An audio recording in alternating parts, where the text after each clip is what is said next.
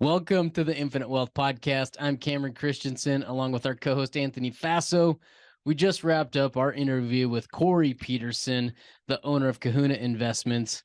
Anthony, what's a takeaway or two you had? Man, I tell you, I had a good time. He was a good storyteller. Very interesting story. I always like to hear how people got started. Mm-hmm. And I mean, he didn't start from much. But No. to me, what stood out is when the guy took action, Mm-hmm. right? When he wanted to get into real estate, he went to the organizations often called RIA, Real Estate Investment, or what's the A for? Association. Okay, thanks. But he went to those, and when he went there, he asked the guy leading it, all right, who are the top people that I need to be to know? So he went and sat next to him, and he ended up he got them on our team. He actually got them to be a mentor when I don't think they even realized that what they were doing. They didn't sign up for it by any means. And then he even got his realtor, said, hey, I need to get a lot of this data here do this research. I don't want you to do it. You're not supposed to give out your login, but he got her login and he did all the research and said, in return, I'm going to run all my deals through you. So he started developing his team early on. Mm-hmm. And I think those people didn't even know they were being recruited on his team.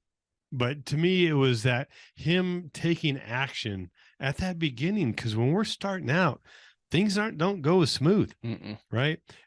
And another thing I thought was cool is that he actually spent a sentence or a few years being a typical financial planner. So he shared a little bit on that, and we asked him, well, why don't typical financial planners recommend real estate or creating passive income so it's more than your monthly expenses? So you need to check out the answer to that. Cameron, what were some of your highlights? Some of the highlights, same thing. First is I would say that I agree with your sentiment about Corey. Great guy, super genuine. He was an open book. He shared a lot about his successes and even some of his failures along the way, which was always great to hear. But one comment that he made that really jumped out to me was, the journey is the reward. And we've heard that before as a theme of some other podcasts, but I think it really hit home for me right now today in this interview was because I started coaching my daughter, or helping coach my daughter's volleyball team. And there's about 20 girls on 2 teams. And over the last 6 months, we've kind of increased the pressure as far as what our expectations are of them on footwork and being in the right positions and having the right reactions. And there's 2 girls on the team that are now at a point where they want to quit.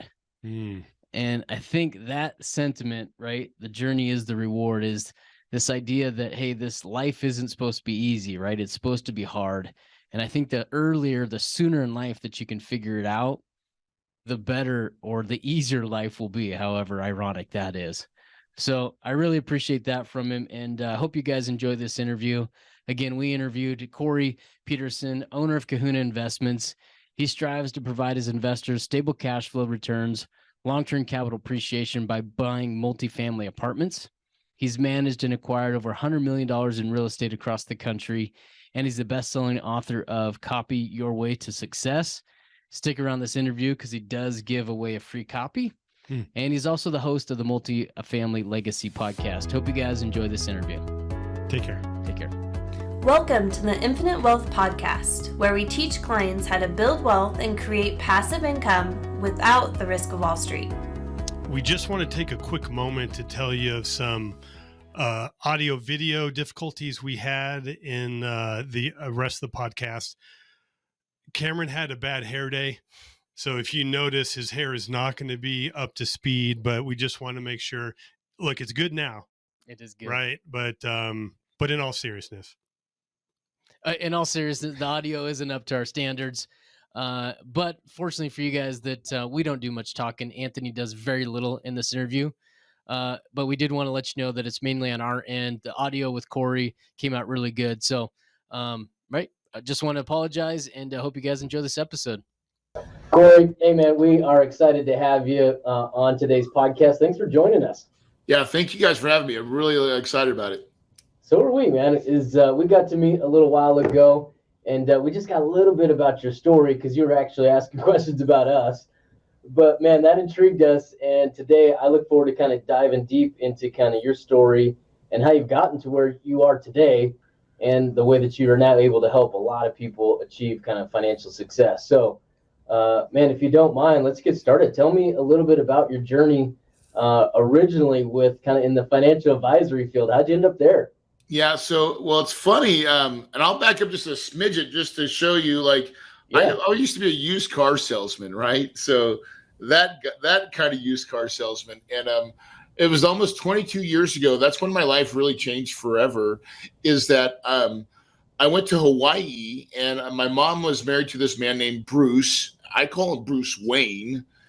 He wasn't Batman, but he had a lot of money, and I got to this island. He had a house right on the beach in Hawaii. And it was magic. And I was like, what do you do? And then he said the magic words. He said he was in real estate and that he owned apartments. And so I left the island thinking he was the big kahuna.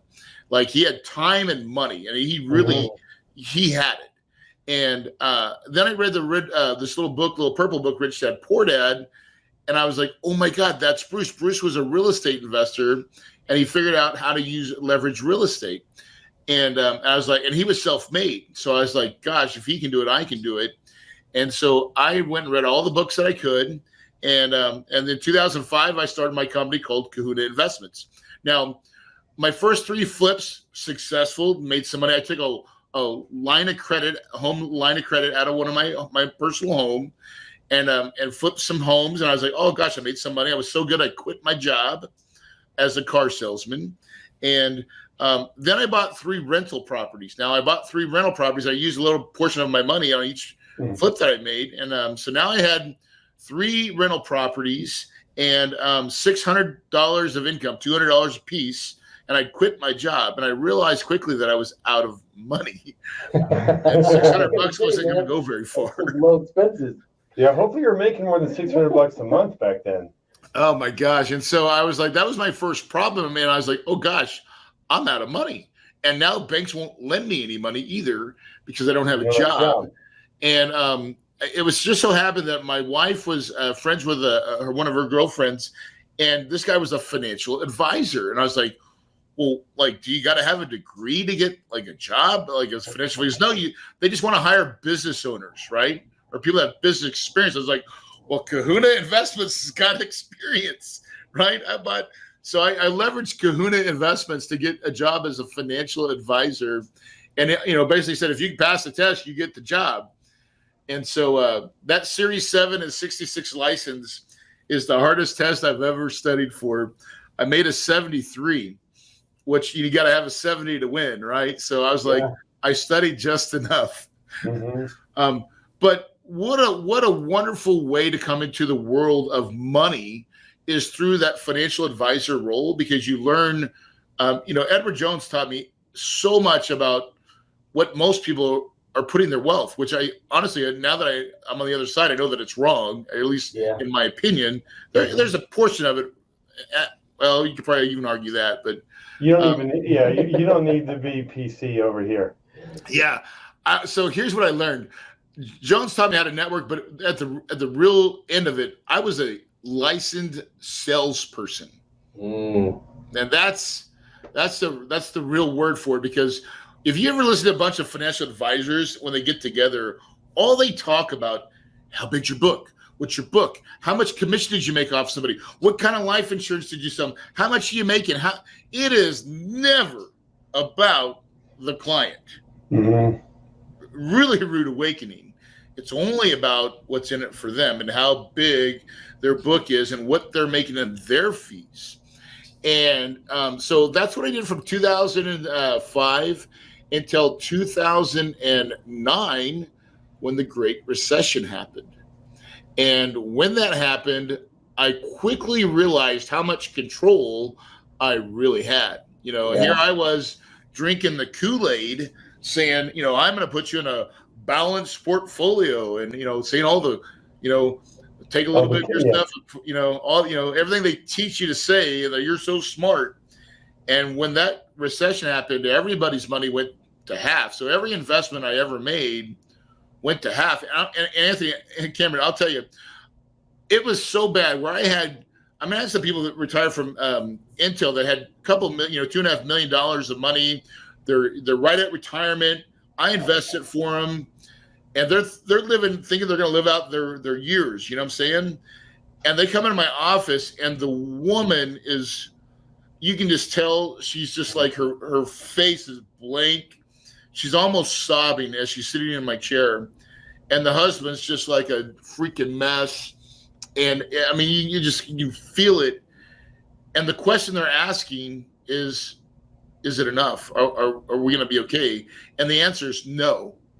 No, you're screwed. Your whole financial thing we built, it is done. And then to add injury to insult, they're like, well, move all the money, put it all in, take it all out, put it into a money market or something, right? Mm-hmm. Yeah, okay, but and then I'm gonna charge them a fee for that. Mm-hmm. And just like adding injury to insult. And so I quickly realized that I had no control, and that thing was, it was bad. And my heart left the business. And as soon as my heart left, so did my cells. So There was a day that I got a call at a 10 o'clock appointment with my manager. And I told my wife, I was like, I think I might be getting fired. And I show up at 8 o'clock, and then my secretary can't look at me, guys. And I knew right then that the call was on. And that's when something radically changed. So I actually locked myself in my office. First, I printed a client list. Smartest thing I ever did, right? I put that in my car and secured it. But it was in that moment that I realized that real estate was going to be, like I said, I need to focus on real estate. And from every book that I'd ever read, that most millions were made in real estate in down economies. And I said, we were in one that I'd probably never see again. And if I didn't go all in right now, I would always beat myself up. And so I left that, 10 o'clock interview, got fired, and I was like Rocky. I was like, hands up, and, followed by terror, right? That was like 5 minutes of happiness, followed by like terror. I had to tell my wife, that I was going to go full time in real estate. But I learned some things along the way. I learned that control is important. And what I really felt is that you don't have any levers in the financial world to really pull. You're just kind of at the mercy of the market. And I look back at that, it's like, man, how many people are in that scenario right now? And like they're building their wealth, and there's a financial advisor on the other end of that. And do they really have any, are they really getting any advice? Or is it just a slick salesperson that's taken their money and invested it in some stuff, but after they do that, they really don't care, which is what I found is what mostly happens most of the time. And so when I got in the vehicle of real estate, I started off doing the single family fix and flips, mm-hmm. and doing notes and deeds of trust and having people invest in that. And that seemed like and I really took the skill set that I learned, because I understood money at that point, of what returns and what people were looking for, and what it took to put it together. And then eventually we started doing a lot bigger deals. So we started syndicating apartments, and which is what all we do now is we have $230 million of assets that we owned, and we find and marry that to capital. And investors really are target avatars, people that were in the stock market that want true diversification. Yeah. Corey, you mentioned something there that I'd like to back up on. Is you said that you kind of ran out of the job feeling like Rocky, right? Yeah. I'm going to take over the world. And from my point of view, right, I would think that you're kind of like, man, I got to pay my bills, right? So you're approaching real estate kind of from a personal perspective. How did you transition into maybe something bigger, right? Like, hey, I can help some other people. Tell us a little bit about that. Yeah. So, man, it was really crazy at the time, because, it really was scary, because I was like, because in that office, I made the deep down, I'm telling you everything that I am commitment. I made it to myself that I would do whatever it took to be successful in real estate. As long as it was legal and ethical, there was no thing that I was not willing to do. And I took that mindset, And then I said, okay. And then I actually analyzed something. Like, where am I at today? Where am I at right now? And I was like, okay, I don't have a whole lot of money, so I can only last so much. I got to start finding a way to do this. So I'm feeding my mind. But what I was doing is I was networking at the RIAs, Real Estate Investors Associations. But I'm not no dummy. So I'm going to the RIAs and I'm going to the guys that are running the program and saying, hey, can you point out the top 3 or 4 guys here? And they're like, yeah, well, Bob, this, and this. And so guess who sat right next to him? I did. And I'm like, what do you guys like to buy at, right? What's your average rehab? And I'm just writing notes. You're like, how much profit do you like to make? Where's your target market, right? And like, I started building my database of what they were looking for. I was like, guys, I find deals like this all the time. Wink, wink, right? And so I was like, would you pay me a fee if I could find a deal like that? And they said, yeah. So I left those meetings and I would go to I was running a B&I group with a business networking group. Yeah. Because I was a financial advisor. So I go to the realtor. I was like, hey, listen, Martha, I need your MLS login. Okay. I'm not a realtor, but I'm like, I need your access. You're not going to want to do all the work that I'm going to do, Martha. I will let you write up every deal though. I'll let you write up every offer. And so I started scouring the MLS for short sales and REOs. And at that point I was just wholesaling them to guys that had money at the RIA. Mm-hmm. Until something dramatically changed. This is what changed my life. Is there was a guy named Carl, and I used to play racquetball with this guy. And now I got into the game where I was actually wholesaling, and these were good deals. They just weren't my deals. I didn't have the money to put it all together. Mm-hmm. And Edward Jones had locked down that client list. They're like, you cannot bring anybody over. We will sue you. I had a 2-year non-compete. So I needed to find someone else. And I was playing racquetball with a guy that lived in a retirement community. And I asked him, I'm like, you see what I'm doing? I'm wholesaling. The guys that I'm doing all the work for are making $30,000 to flip. And I'm making $3,000. I'm like, I want to flip the script. Can I can probably pay someone 12% return and secure it with a note and deed of trust. I'm like, do you know anybody? Well, the next day, this guy, Carl, he calls me up. He goes, hey, Corey, do you still want to do that 12%? And I was like, oh my God, Carl found somebody. He goes, Corey, you don't know this. He goes, but my home's totally paid for. I can borrow money at 3.5%. If you pay me 12, I can make a spread. How much money do you need? And then I'm like, well, see, I got no money for the payments. I got no money for the rehab. I'm like, I need it all. So I was like, Carl, I need $85,000. And there was a slight pause. And he's like, yeah, okay. Yeah, where do you want me to send it? And for me, that was a pivotal moment because I grew up poor. I grew up in a small town in West Plains, Missouri. Going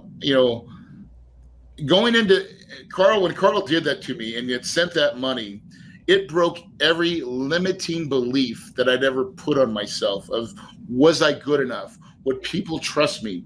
Would they even know that I had filed bankruptcy before when I had a marriage at 23, right? To a wrong person, right? And what I found out is nobody cared. So I equate that moment to going into a telephone booth as Clark Kent. And I come out of that thing like Superman, like, I raised private money. And it was crazy because, when we put blinders on ourselves all the time, like we put these limiting beliefs, these blinders, and I got that piece of money. And then I was like, these scales came off my eyes and I could see again. And I was like, I can't be the only guy raising money for stuff like this. Who else is doing it? And then all of a sudden it was like, well, there's a lot of people doing it. I'm like, what tools do they have? What are they saying? And so immediately I all of a sudden become a student and I got really good at learning what you had to have a credibility kit. You need to have a private money program. And I started getting the tools. And a year and a half later, I had $3 million on the street flipping homes. Wow. Corey, the part that I love there is the limiting beliefs, right? Mm-hmm. And just that kind of thing that clicks in somebody's heads. I think so many times in life, right, when somebody's getting started or presented with a challenge, there's really 2 ways that people react, right? Is they kind of shrink away or they just face it and go for it. And so far, you've kind of shown us two obstacles that have been presented to you. In the first one, you came out as Rocky, and the second one, you came out as Superman, right? Yeah. So both of those are impressive. I think you've got a track record of kind of responding to adversity here. Well, I think you have to, right? So if entrepreneurship, or anytime you take control of even your money or your finances or all those types of things, the things you guys teach as well, knowledge is power. And I think, what I try to do is surround myself with good knowledge. And once I understood that was the precursor, right?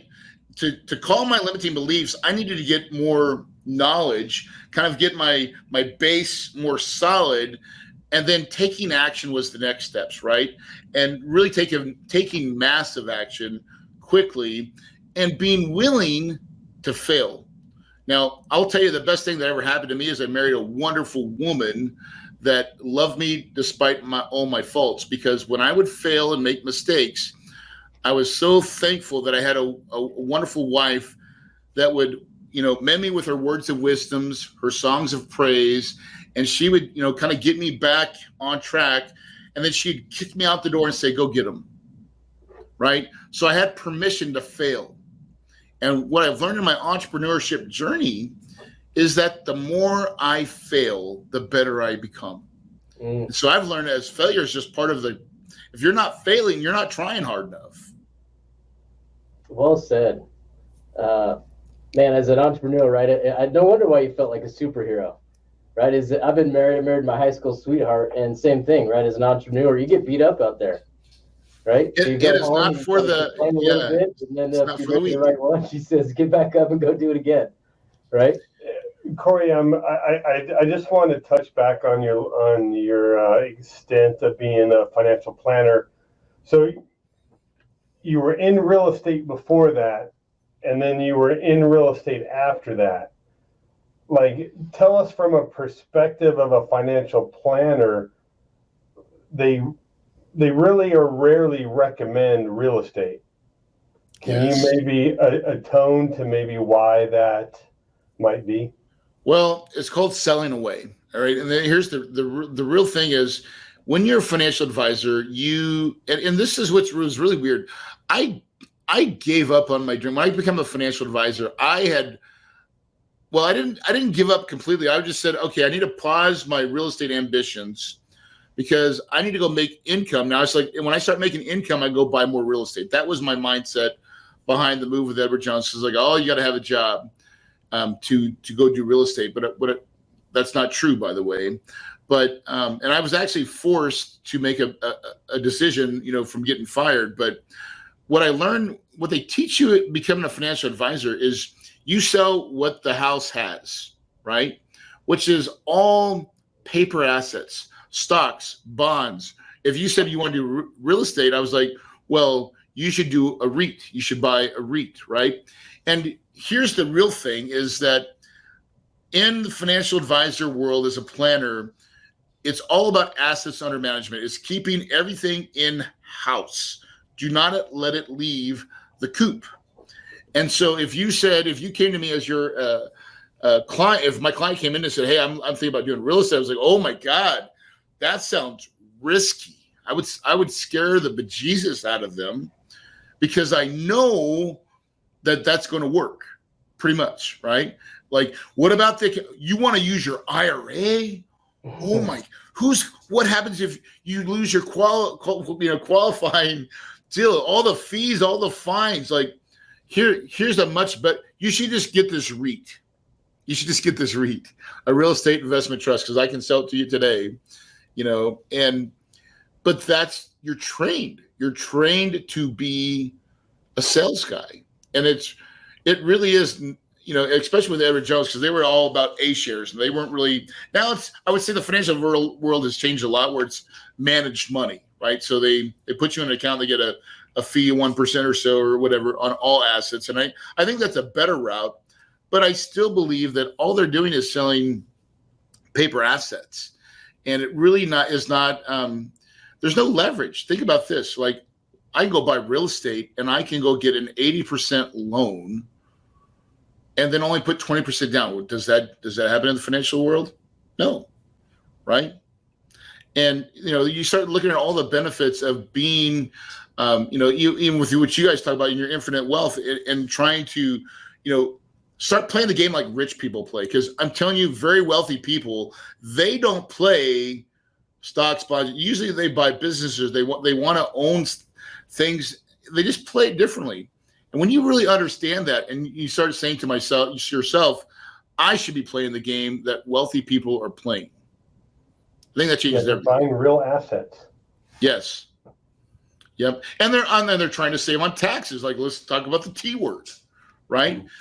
Because that's what wealthy people do. It's all about capital preservation, making money on your money, having advisors that really give you advice, because financial advisors, whatever advice they have is very limited because they don't understand business, right? And I think that's the challenge in that world. And I'm not trying to beat it up, but I came from it and I understand it a lot, is that there's not really a whole lot of great advice coming from that community. It's just what they've been told to say.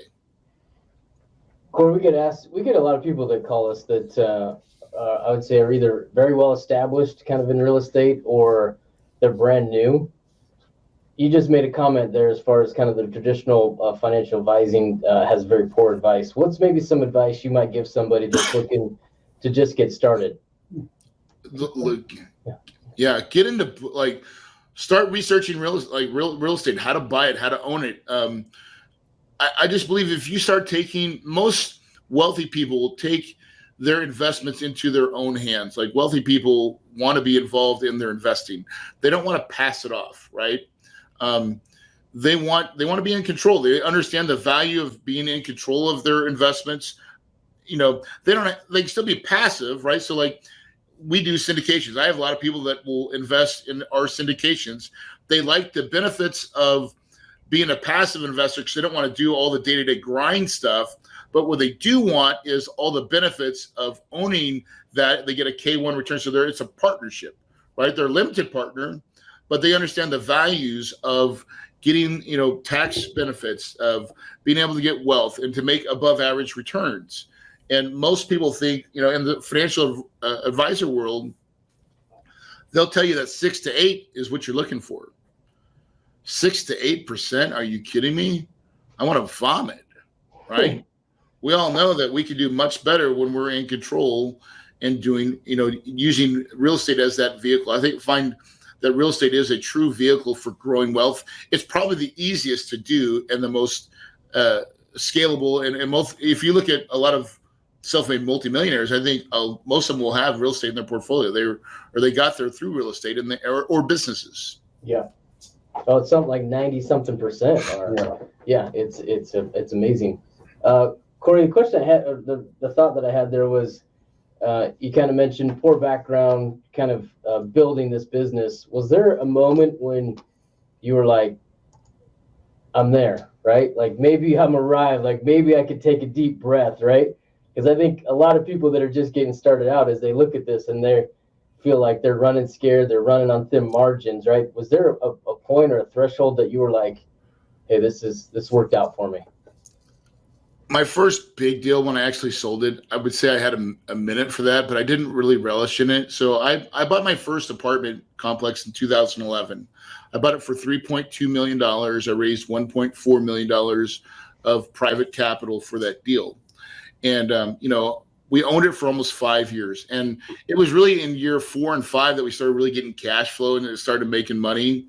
At that point, I was just, focused on we're buying other assets and getting things in the hopper. But in 2000, I think it was 16, we sold that property. We sold it for $8.8 million, right? So we made, 4 point something, or I don't know. I think I made personally like $2.5 million, right, of my portion of that deal with my partners. And that was the first time that I had a really big payday. And in fact, it closed when me and my wife were in Sturgis.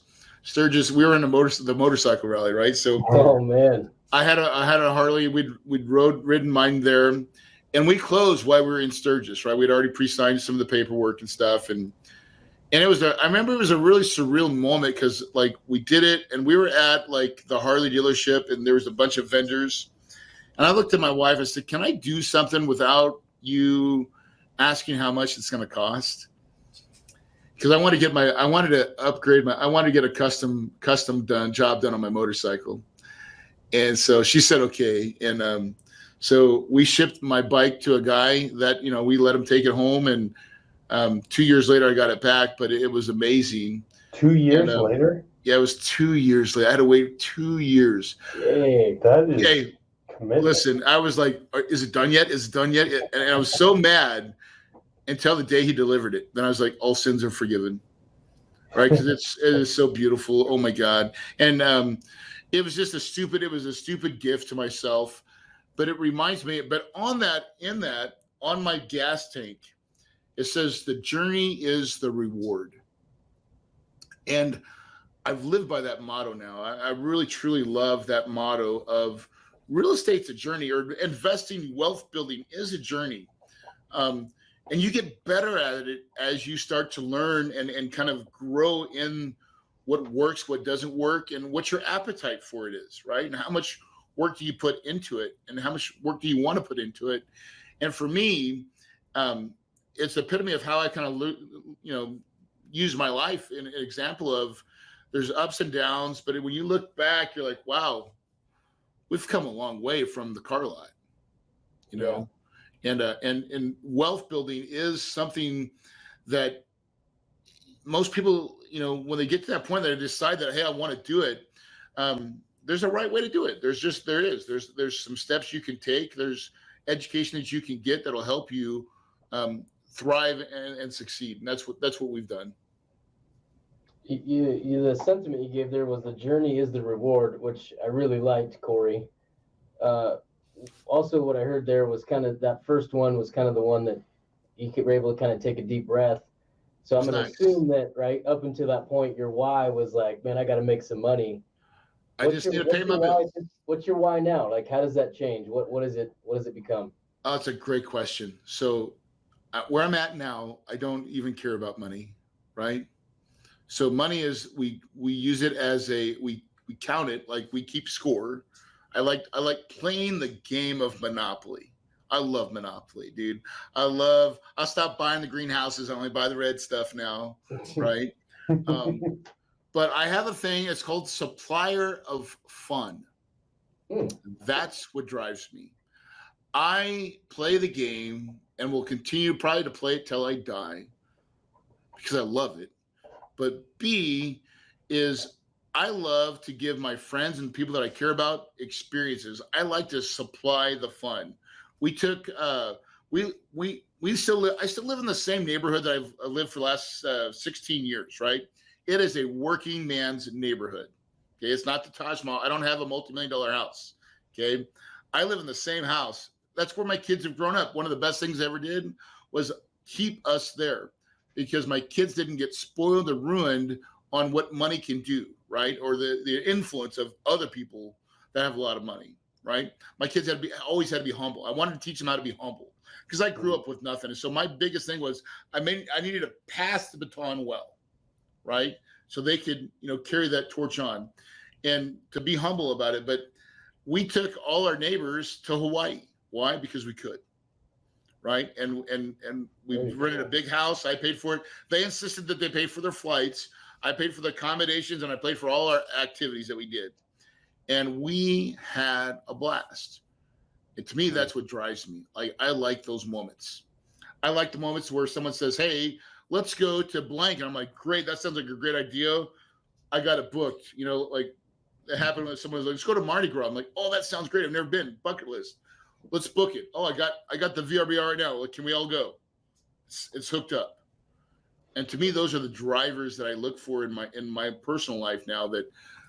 That's what keeps me up and keeps me going. That's awesome, Corey. Thanks for sharing. I want to point out that in order to do that, not only do you need to have the money, but you also need to have the time. I mean, I know there's a lot of people that are making they're making good money in their W-2, right? But they're working 80 hours a week, and they could afford to do some of these things financially, but they can't afford to it time-wise, which is kind of one of the things or the advantages of creating that passive income, where you don't have to exchange your time for money, that can allow you to do those things with the ones you love. It sets you free, right? What cash flow does for you is it truly will set you free. And I've been free for a long time. Now, I still work. I do. I work Monday through Friday, actually Monday through Thursday. But I've learned to live by my calendar, meaning so this is what I've done in effective, and I started this probably about maybe 4 years ago. I took my personal life and I laid it down. I said, okay, I want my trips that I want to do 3 or 4 big trips a year. I got my kids' sports. I've got, date night with the wife. I don't want to work. I want to start my work at 9 o'clock. I want to end at 4 o'clock. I don't want to work Fridays, right? And then my business has to fit in the cracks. It's the only way I'll do it, right? I learned to say no. 2 letters, 1 word, powerful, hard to say though. Yeah. And when you can master no, I don't want to do that. No, I'm not gonna, I'm very now regimented on my timepiece, because I've put that in my schedule. And for people that are listening, if you got the job, it is okay. I did too at one point in time, but you plan your escape. And I always say you have 1 foot where you're at, but you need to firmly put that other foot where you want to go. And then you start leaning it to where eventually you can take off the other foot and you go completely in that possession of the cash flow. And that's done by taking baby steps, right? Getting there slowly over time. It took me a while, but now that I'm here, I mean, it's the best. Corey, if somebody's listening right now and they're looking to plan their escape, right, they're looking to you, right? We've got you on here for a reason because you're great at what you do, right? And you've got a ton of resources. Can you outline some of those resources that are available to somebody if they're listening right now? Yeah. So we educate. So we have a podcast called the Multifamily Legacy Podcast. Great podcast where we teach and coach and let anybody, we teach what we do, teach how to become an owner operator, all that stuff. And then also, I would love to be able to give out my book. Can I give out my book, guys? Yeah, absolutely. Yeah. Yes, we have a book called Copy Your Way to Success. I think if you're watching right now, it's called Copy Your Way to Success, Standing on the Shoulders of Giants. If I go back to when I was a young kid, I was never, and really, this is me in my business life, I've never been that smart. I never had great ideas, right? But I'm telling you, I'm a master copier. Like, my teachers hated it, right? I'd be like with my friend in math, I'd be like, dude, what's the answer to number 5, right? Like, hold on. And I never copied from dumb people. I only copied from very, very smart people. Mm-hmm. And so what I learned in my youth is helped me in my business life tremendously, is that I didn't have all the tools, but I was great at implementing things that have already worked, right? And so to get that book, if you'll text the word book to 480-500-1127, we'll send it to you for free. Go and give that one more time, Corey. Yeah, text the word book, BOOK, to 480-500-1127. Awesome. Corey, tell us a little bit about Kahuna Investments, right? We know you're in the syndication kind of multifamily space, but do you guys have a niche kind of in your portfolio? What do you guys like? Yeah, we do two things really well. We own and operate student housing that runs up into the colleges. So we find properties close to colleges, and we rent them by the bed. And I've done that for a while now, and like that industry, that market. Obviously, during COVID, we got hit a little bit, but like that industry rebounded quickly, and it's really a great piece. And then we just do regular multifamily. I would say B-class properties, so things that are built from 1980s to 2005, 2006. seems to be a nice little niche right there. But we do it mainly in the Midwest and the South, in the markets that make sense. And then we partner with passive investors to give them ownership and to create syndications that work. And everybody gets to win. No, that student housing I think is very interesting. It's a different niche, because when my daughter was in college, we did the same thing where we had rented per the room or the bed. But it was nice because she had her own lease, so we didn't have to worry if the other roommates didn't pay, and the door was locked. And so and typically, I don't like to use the word recession proof, but during a recession, people will go back to school because they can't get a job. What's coming right now, I'm telling you. Yeah. So as we're coming into this, what's coming up with our economy now, I feel like we're positioned really well. And that is exactly what will happen is in times of uncertainty, enrollment in colleges always tends to go up. And here's the thing with student housing too. So it's the biggest thing you have to look out for is you want to be as close to the college as possible, right? The closer to the college, the better, right? So we really try to find assets that are positioned really well. And because anything that's farther out, if the economy really shrinks, or the biggest thing is not everybody's going to college anymore, right? Yeah. But so there's, you don't want to be too far out. But here's what I know is no matter what the economy is doing, when kids get to 19 and they're going to go to school, they're going to school. Mom and dad are going to send them there. And if anything, the kind of stuff that we buy, we don't buy the Taj Mahals, right? Mm-hmm. We buy the nice property that is, I'll call it affordable, right? We have some ones that are a little bit more than others, but, I would say the average bed is probably $650 to $800 would be the most that we charge. And like from my daughter right now, she's in NAU, we pay $1,000 a month.